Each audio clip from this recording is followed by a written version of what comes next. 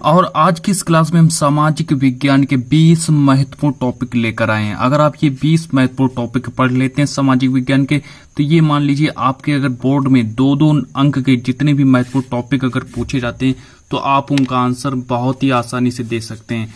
तो चलिए बने रहिए अंत तक और बात करते हैं जो मेरा पहला प्रश्न क्या है, और सारे के सारे महत्वपूर्ण टॉपिकों के बारे में डिस्कस करेंगे। तो चलिए देखते हैं कि मेरा पहला प्रश्न क्या है, और साथ ही साथ में बिल्कुल सारे के सारे महत्वपूर्ण टॉपिक होंगे। चलिए मैं थोड़ा स्क्रीन को थोड़ा बड़ा कर देता हूं। चलिए अब आप लोगों को दिख रहा होगा। चलिए अब बताइए कैसा दिख रहा है।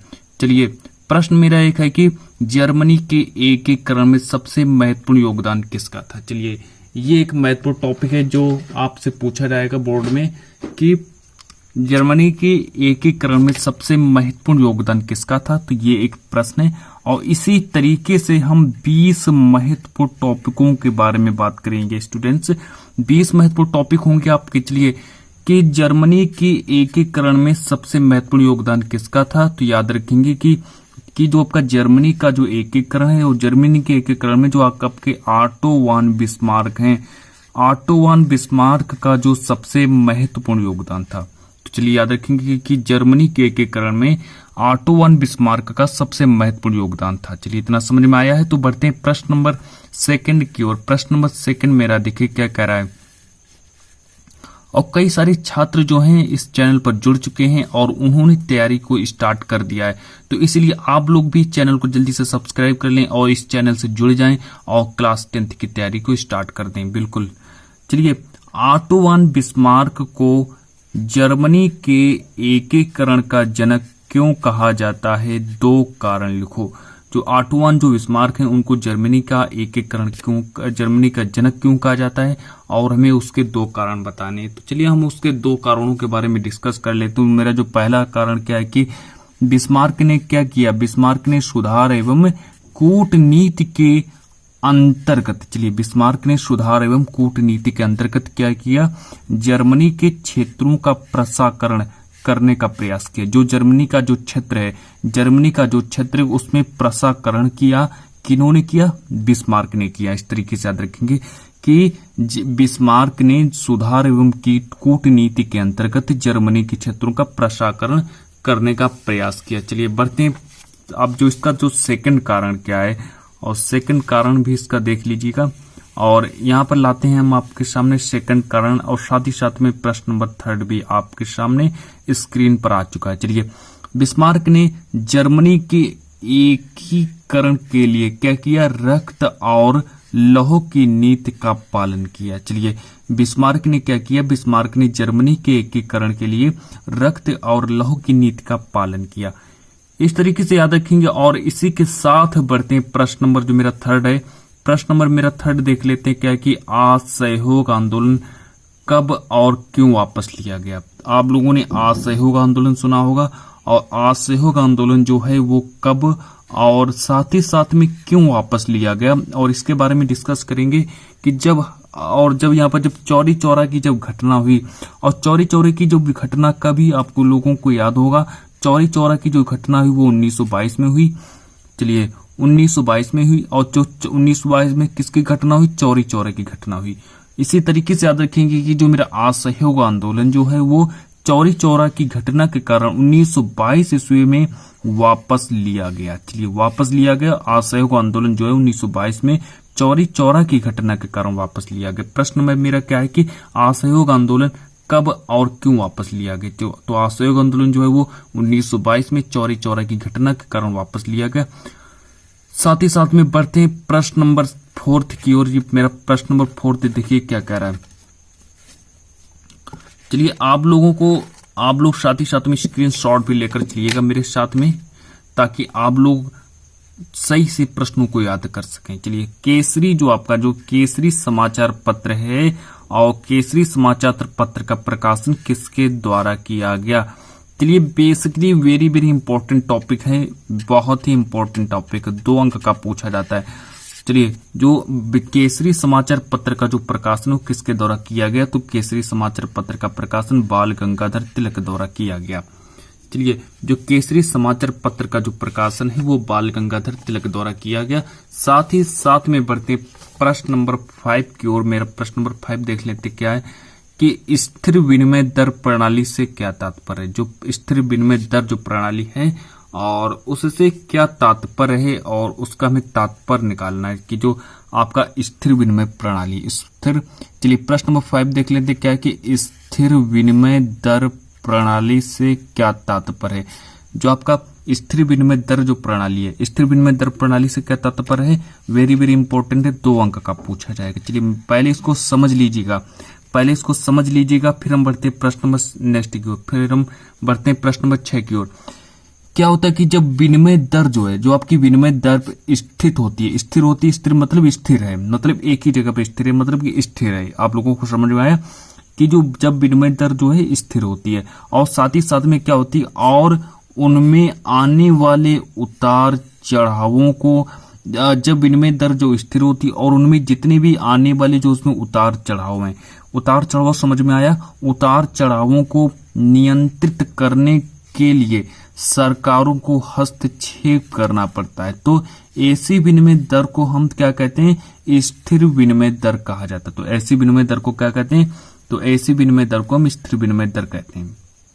चलिए आप लोगों को समझ में आया कि जब विनिमय दर क्या होती है, स्थिर होती है और साथ ही साथ में क्या होता है, उनमें जितने भी उतार चढ़ाव आते हैं तो सरकार उसमें क्या करता है, सरकार उसमें हस्तक्षेप कर देता है। तो ऐसी विनिमय दर को स्थिर विनिमय दर कहते हैं। जब भी सरकार उसमें हस्तक्षेप करे तो ऐसी विनिमय दर को हम हस्तक्षेप कहते हैं, यानी स्थिर विनिमय दर कहते हैं। आप लोगों को कुछ समझ में आया। चलिए प्रश्न नंबर 6 की ओर बढ़ते हैं, प्रश्न नंबर 6 और देख लेते हैं। इसी तरीके से टोटल हम 20 महत्वपूर्ण टॉपिकों के बारे में बात करेंगे, किन आधारों पर। चलिए प्रश्न नंबर 6 देख लेते हैं कि किन आधारों पर भारत की मृदाओं को बांटा जा सकता है। चलिए किन आधारों पर भारत की मृदाओं को बांटा जा सकता है, और साथ ही साथ में रंग, गहराई और आदि से प्रकार हैं जिनके बारे में हम उनको बांट सकते हैं। ये टोटल 2 अंक का पूछा जाएगा, याद रखेंगे। चलिए प्रश्न नंबर 6 के बारे में बात करते हैं कि मृदा बनने की क्रिया। चलिए मृदा बनने की क्रिया को निर्धारित करने वाले तत्वों, जैसे उनके रंग हो गया, उनकी गहराई हो गई, उनका गठन हो गया, आयु हो गया, साथ ही साथ में जो उनका रासायनिक और भौगोलिक गुणों के आधार पर भारत की मृदाओं को अनेक प्रकारों में बांटा जा सकता है। चलिए इतना याद रखेंगे, 2 अंक का पूछा जाएगा। आप लोग सिर्फ इतना ही याद रखेंगे कि मृदा बनने की क्रिया को निर्धारित करने वाले तत्वों का उनके रंग का गहराई, गठन, आयु व रासायनिक और भौगोलिक तत्वों के आधार पर भारत की मृदाओं को उनके अनेक प्रकारों में बांटा जा सकता है। चलिए प्रश्न नंबर इतना समझ में आया, और अगर आप लोगों को इतना समझ में आया तो प्रश्न नंबर 7 की ओर बढ़ते हैं। चलिए प्रश्न नंबर मेरा 7 देख लीजिएगा और साथ ही साथ में आप लोग इसका स्क्रीनशॉट भी ले लीजिएगा। चलिए प्रश्न नंबर 7 क्या है कि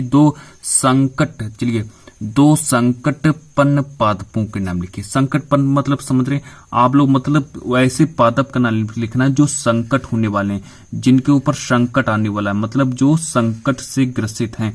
तो आपका मधुका इनसिग्निस हो गया, और दूसरा हो गया होबरिया हेप्टा न्यूरोन। ये 2 ऐसे पादप हैं जो संकटपन्न पादप हैं। ये 2 अंक का पूछा जाएगा। चलिए 2 अंक का पूछा जाएगा, याद रखेंगे। प्रश्न नंबर 8 देखिए, प्रश्न नंबर 8 यहाँ पर डाल लीजिए। प्रश्न नंबर आपका 8 है, ये प्रश्न नंबर 8 है। प्रश्न नंबर 8 लिख लीजिएगा कि भारत के कुल भौगोलिक क्षेत्रफल का कितना प्रतिशत हिस्सा वन आवरण के अंतर्गत आता है। कि मतलब कहने का मतलब कि भारत में जितने भी आपका वन है, तो भारत में जो टोटल जो वन है वो कितना प्रतिशत है, तो याद रखेंगे 24.4% है। यानी कि 24% मिनिमम आपको लिख देना है तभी। चलिए 24% अगर आप लिख देते हैं 24.4%, तो आपका आंसर सही हो जाएगा और आपको 2 अंक मिल जाएंगे। चलिए इतना समझ में आया। प्रश्न नंबर 8 तक महत्वपूर्ण टॉपिकों के बारे में बात कर चुके हैं, और प्रश्न नंबर 9 के बारे में बात कर लेते हैं। प्रश्न नंबर 9 देख लेते क्या है कि संकटग्रस्त जातियों से क्या अभिप्राय है। इसके बारे में भी हमने डिस्कस किया है कि संकटग्रस्त जितनी भी जातियां, संकटग्रस्त की जातियों के से क्या अभिप्राय है। चलिए इतना मतलब हम लोग को समझा दें। चलिए समझिए कि संकटग्रस्त जातियों से क्या अभिप्राय है। अभिप्राय है कि उन जातियों से है जिनके विलुप्त होने का खतरा है। कहने का मतलब है जो विलुप्त तो होने वाले हैं, यानी कि जो अभी से 2 से 3 सालों में जो विलुप्त होने वाले हैं, तो उन्हीं जातियों के बारे में कहा गया है, उन्हीं को हम कहते हैं संकटग्रस्त जातियां।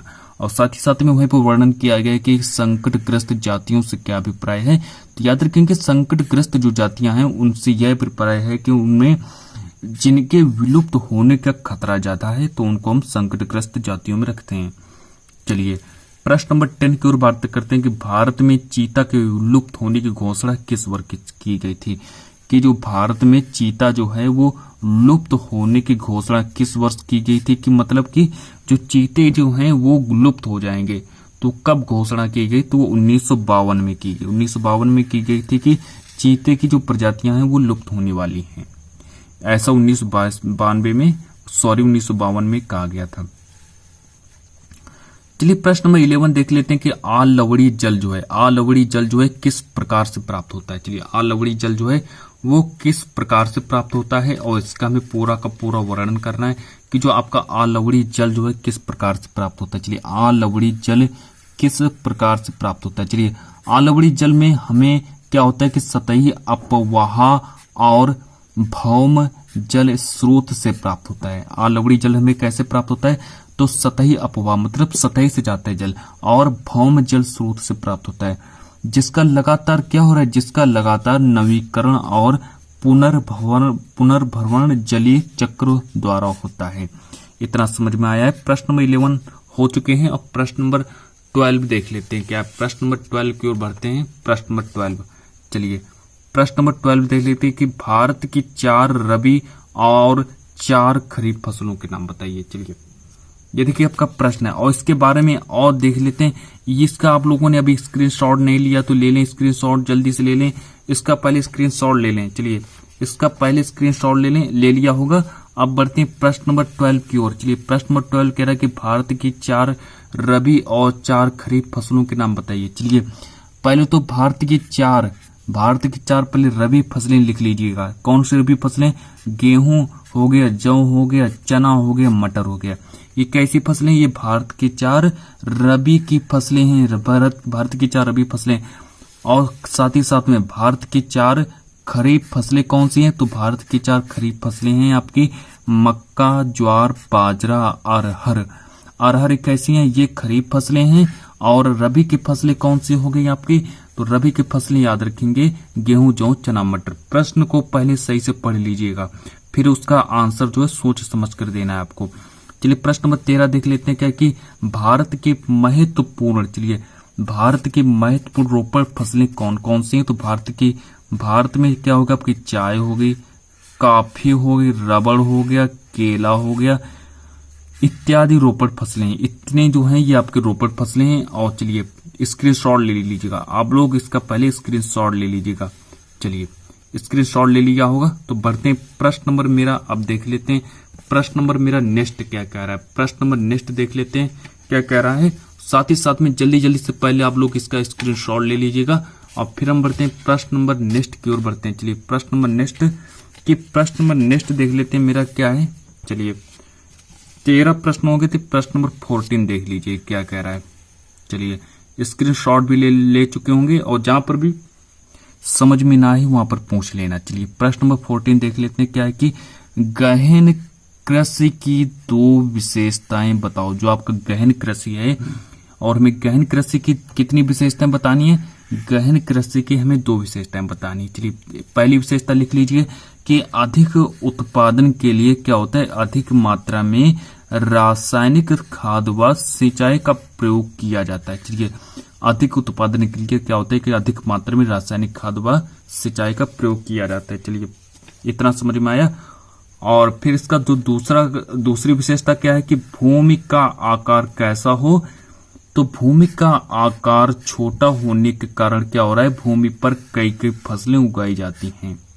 चलिए कई फसलों को उगाई जाती है। गहन कृषि की 2 विशेषताएं हो चुकी। प्रश्न नंबर 15 के बारे में बात करते हैं कि भारत के 2 आणविक ऊर्जा केंद्रों के नाम लिखने। भारत के 2 आणविक ऊर्जा केंद्रों के नाम लिखने। सारे प्रश्नों को नोट कर लेना, ठीक है। चलिए भारत के प्रमुख परमाणु संयंत्रों में क्या होता है कि काकरापारा और खतरा रावत भाटा। काकरापारा आपका कहाँ पड़ता है? ये गुजरात में पड़ता है।